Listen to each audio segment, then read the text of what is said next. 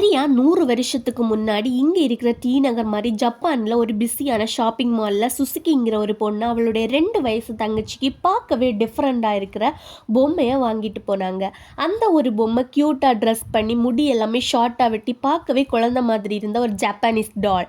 அவங்களோட தங்கச்சி ஒக்கிக்யூ இந்த ஒரு பொம்மை ரொம்ப பிடிச்சு போனதுனால சாப்பிடும்போது தூங்கும்போது எப்போ பார்த்தாலும் பொம்மை கூடவே இருக்க ஆரம்பிச்சிருக்காங்க.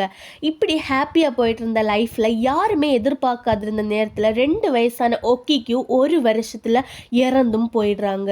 செத்து போன ஒக்கிக்யூவை திடீர்னு மறக்க முடியாத எப்போவுமே அந்த குழந்தை கூட இருந்த பொம்மைக்கு ஒக்கிக்யூன்னு பேரும் வச்சாங்க அவங்க அக்கா. ஒக்கிக்கோ சாகும்போது எல்லா பொம்மைய மாதிரி இருந்த பொம்மைக்கு முடி நார்மலாக தான் இருந்துச்சு. ஆனால் கொஞ்ச நாளைக்கு அப்புறமா அந்த முடி வளர ஆரம்பிச்சிருக்கு.